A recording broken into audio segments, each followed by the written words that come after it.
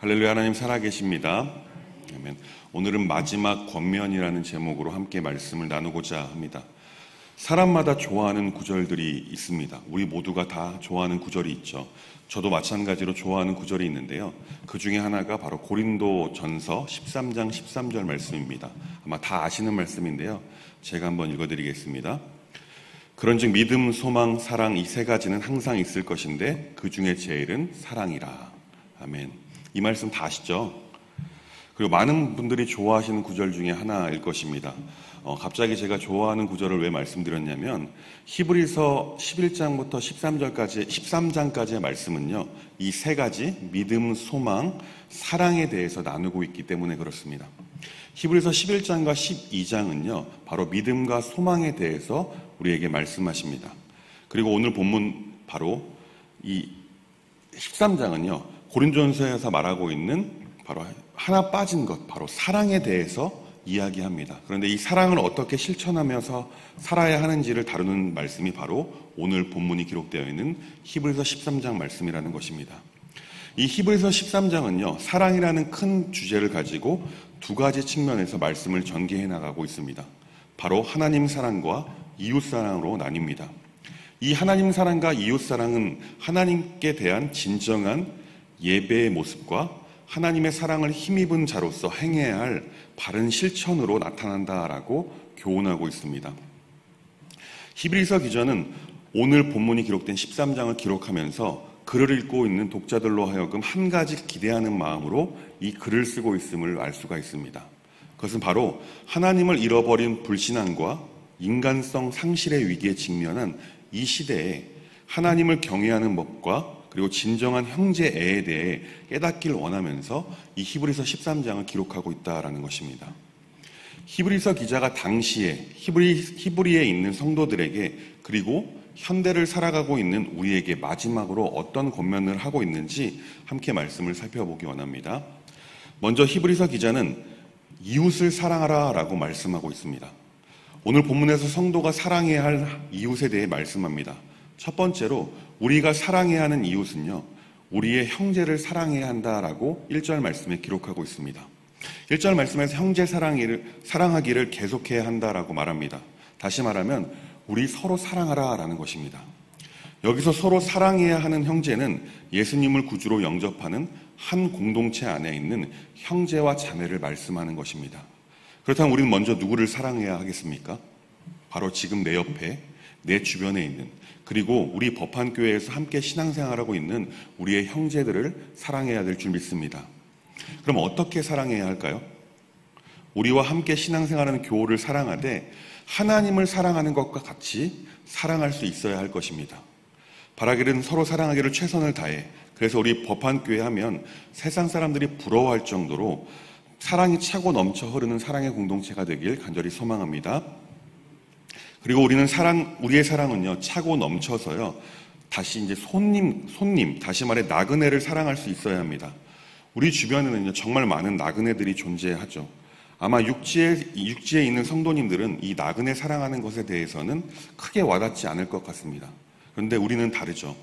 제주도라는 우리나라에서 가장 아름다운 자연이 있는 특수한 상황 가운데 우리가 살고 있기 때문에 우리는 다를 수 있습니다. 사랑하는 교우님들, 우리 교회는 참 복받은 교회입니다. 아멘이십니까?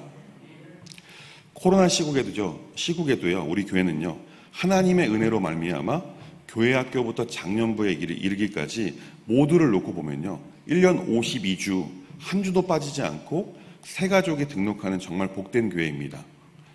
이런 복된 교회에 다니고 계심을 자부심을 가지고 계셔도 될 줄 믿습니다. 그리고 거의 매주에요, 잠시 제주에 왔다가 주일 예배를 드리시기 위해 방문하시는 분들도 상당히 많이 오십니다. 적게는 한 주 혹은 등록을 하시고 한 달, 6개월, 1년살이를 하시는 많은 분들이 오는 복된 교회라는 것입니다. 오늘 2절 말씀에서 손님을 대접하는 것, 다시 말해 나그네를 대접하는 것, 사랑하라라는 히브리서의 기자의 말은 우리 교회에 오시는 이런 분들을 사랑하라라는 것입니다. 최선을 다해 대접해야 합니다. 어떻게 그들을 대접하고 사랑해야 할까요? 우리는 모두 나중에 천국에서 만나게 되죠. 천국 가서 얼굴 붉힐 일 없도록 그만큼 최선을 다해서 대접하고 사랑해야 한다는 것입니다. 그리고 하나님께서 우리를 어떻게 사랑하셨는지를 기억하시면서 하나님께 우리 툭하면 배반하고 우리는 하나님을 떠나고 죄와 타협하고 하나님이 우리에게 말씀하신 것도 내 입맛에 따라서 순종하면서 순종할 것은 순종하고 순종하지 않을 것은 순종하지 않으면서 정말 하나님 보시기에 우리가 사랑받을 만한 자격이 하나도 없는데 그럼에도 불구하고 우리를 사랑하셨던 것처럼 우리도 나그네를, 우리 손님을 대접하기를 하나님께서 우리를 사랑하신 것 같이 사랑해야 될 줄 믿습니다. 그렇게 우리는 상대방이 누구든 상관없이 사랑할 수 있어야 합니다. 하나님께서 우리를 아무런 조건 없이 사랑하신 것처럼 우리도 우리의 교회에 방문하시거나 잠시 다녀가시는 분들을 정말 이렇게 사랑해야 될 줄 믿습니다. 그리고 3절 말씀에 가서는 갇힌 자 그리고 학대받는 자를 사랑하라 라고 우리에게 권면하고 계십니다. 이 부분은 문자 그대로가 아니라 우리의 문화와 상황에 맞춰보면 주변에 소외된 이웃을 생각하시면 될 것 같습니다. 다문화 이주민들, 한부모 가정, 그리고 홀로 생활하시는 어르신들, 부모 없는 아이들과 같은 소외된 이웃에게로 우리의 사랑이 차고 넘쳐서 전해져야 한다라는 것입니다. 이처럼 우리의 사랑은요, 먼저는 우리의 신앙 공동체에 있는 형제들에게, 자매들에게, 그리고 그 사랑이 차고 넘쳐서 우리에게로 방문하는 이들에게로, 또한 그 사랑이 또한 차고 넘쳐서 우리 주변에 소외된 이들에게로 점차 확대되어야 할 것입니다. 바라기는 우리의 사랑이 이렇게 확대될 수 있길 간절히 소망합니다. 4절부터 17절까지의 말씀은요, 하나님을 사랑하는 것에 대해 말씀하고 있습니다. 4절 말씀은 문자 그대로 보게 되면 부부간의 사랑의 관계를 말한다라고 생각할 수 있습니다. 물론 당시에 팽배했던 남자들의 외도, 불륜의 문제를 지적한 것입니다. 그런데 영적으로는요, 이 말씀을 해석하면 어제 새벽에도 말씀드렸듯이 우리 하나님과 우리 성도와의 관계, 하나님은 신랑 되시고 우리는 신부라는 영적인 부부 관계를 말하는 것입니다. 그렇게 우리는 하나님이 아닌 다른 대상을 사랑하지 말아야 하는 것입니다. 하나님이 아닌 다른 대상을 사랑하는 것은 우상 숭배의 죄악입니다. 이것은 하나님의 심판을 가져오게 될 것입니다. 그렇게 우리는 하나님 한 분만을 사랑해야 될 줄 믿습니다. 이어서 5절에서는 돈을 사랑하지 말고 있는 것에 대해서 만족할 수 있어야 한다라고 우리에게 권면합니다. 히브리서 기자도 5절 말씀에서 돈과 하나님을 대비하고 있습니다. 그만큼 돈에는 힘이 있기 때문입니다. 많은 이들이 돈을 사랑하여 하나님을 떠나는 일을 본문이 쓰였던 때나 지금이나 계속되고 있습니다. 우리 하나님은 어떤 하나님이시냐면 질투하시는 하나님이십니다. 그리고 하나님보다 더 사랑하는 그 모든 것을 우상 숭배라고 명확하게 말씀하시는 하나님이십니다. 우리는 하나님을 사랑함으로 우상 숭배의 늪에 빠지지 않아야 할 것입니다. 돈뿐만 아니라 우리의 자녀도 때론 우리의 우상 숭배의 대상이 될 수 있습니다. 날마다 영적으로 깨어 있어 다른 어떤 것을 하나님보다 더 사랑하지 않도록 우리는 그렇게 살아가야 할 걸로 믿습니다. 히브리서 기자는 하나님을 가장 사랑하는 삶을 위해서 7절 말씀에서는 인도하는 자들을 기억하고 그들의 믿음을 본받으라고 말씀합니다. 여기서 인도하던 자는요, 현재 그들을 인도하고 있는 지도자를 의미하는 것이 아닙니다. 믿음의 선진들을 이야기하는 것입니다.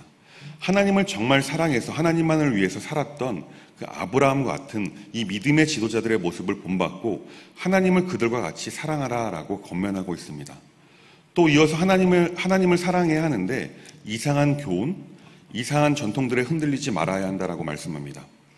그러한 율법에 매이지 말고 우리를 사랑하여 주신 하나님의 은혜의 상징인 영원토록 동일하신 예수님 그리스도를 기억하고 그 사랑에 반응하면서 하나님을 사랑하는 삶을 살아야 한다라고 우리에게 권면하고 있습니다.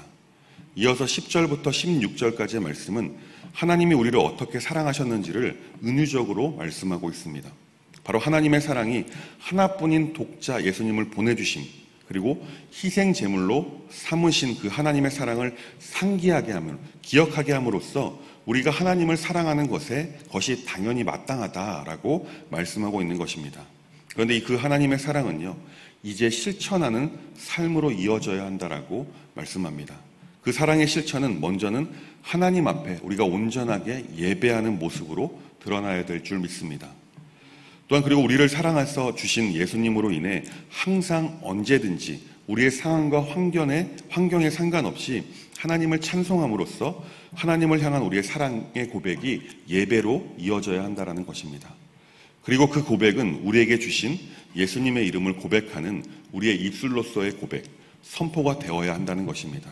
그리고 그 하나님께서 진정으로 원하시는 예배는 선을 행하고 서로 나누어주는 하나님의 사랑을 전하는 실천이 하나님께서 기뻐하시는 예배다라고 오늘 본문은 말씀하고 있습니다.